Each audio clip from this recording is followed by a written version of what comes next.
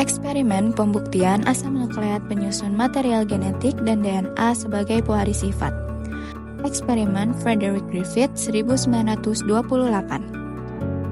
Griffith melakukan sebuah eksperimen penting yang menjadi langkah awal dalam penemuan DNA sebagai materi genetik.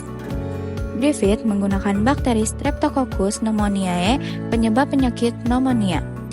Terdapat dua jenis bakteri, yang pertama disebut strain S atau smooth, yang memiliki kapsul pelindung sehingga licin dan berbahaya. Jenis kedua disebut strain R atau raw. Bakteri ini tidak memiliki kapsul, permukaannya kasar dan tidak berbahaya.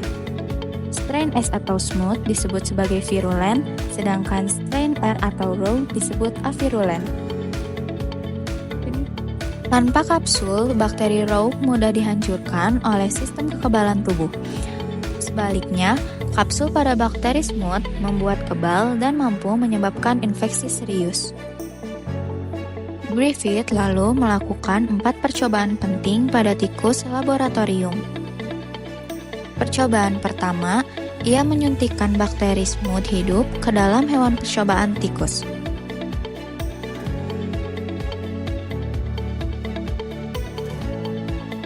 Hasilnya, tikus mati dan ditemukan bakteri smooth di dalam darahnya.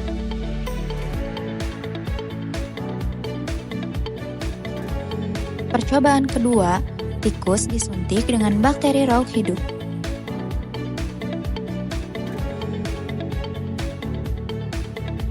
Kali ini, tikus tetap hidup dan sehat, tidak ada infeksi yang terjadi.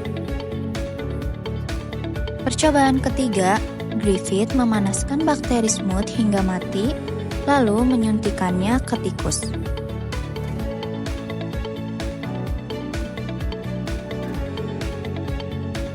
Hasilnya, tikus tetap sehat. Bakteri yang sudah mati tidak bisa menyebabkan penyakit. Lalu, percobaan keempat, Griffith mencampurkan bakteri raw hidup dengan bakteri smooth yang sudah mati, lalu menyuntikannya ke tikus. Hasilnya, tikus mati, dan ketika darahnya diperiksa, ditemukan bakteri smooth hidup di dalamnya. Kok bisa? Griffith menyimpulkan bahwa ada sesuatu dalam bakteri smooth yang mati, yang berpindah ke bakteri raw, dan mengubahnya menjadi virulen.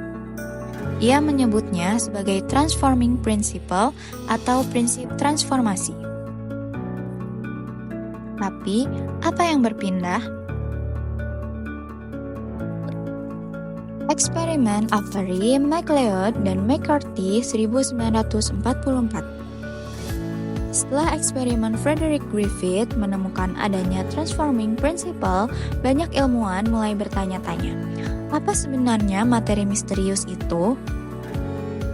Beberapa tahun kemudian, 3 ilmuwan, Oswald Avery, Colin MacLeod, dan Maclean McCarthy, melakukan serangkaian eksperimen lanjutan untuk mencari jawabannya. Mereka mulai dengan mengisolasi transforming principle dari bakteri virulen Streptococcus pneumoniae strain 3S.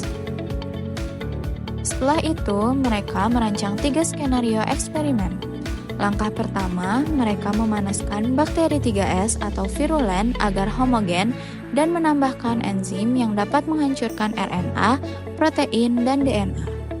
Percobaan pertama, mereka mencampurkan RNase ke dalam lalu menambahkannya ke sampel bakteri 2R. Hasilnya, bakteri 2R bertransformasi menjadi virulen 3S.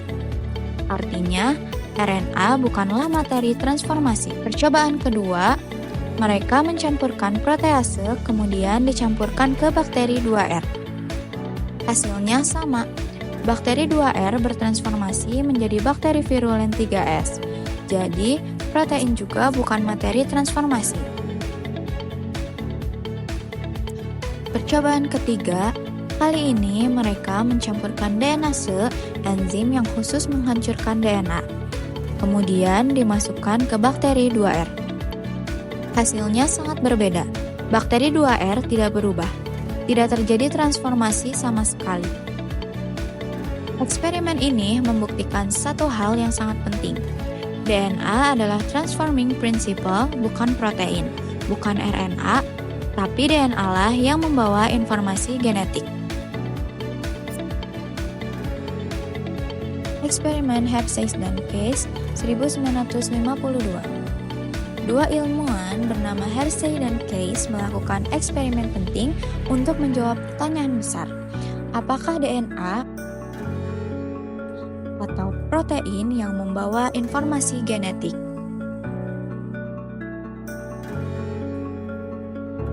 Mereka menggunakan virus T2 yang dapat menginfeksi bakteri Escherichia coli.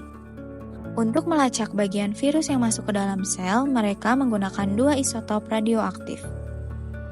Mereka menumbuhkan virus T2 dalam dua media berbeda. Media 32P menghasilkan virus dengan DNA radioaktif. Media 35S menghasilkan virus dengan protein radioaktif. Kemudian, virus-virus ini digunakan untuk menginfeksi bakteri Escherichia coli. Inilah saat materi genetik dari virus masuk ke dalam sel bakteri. Setelah infeksi terjadi, campuran di blender untuk memisahkan virus dari permukaan bakteri. Lalu, campuran disentrifugasi untuk memisahkan bagian berat sel bakteri dan bagian ringan selubung virus.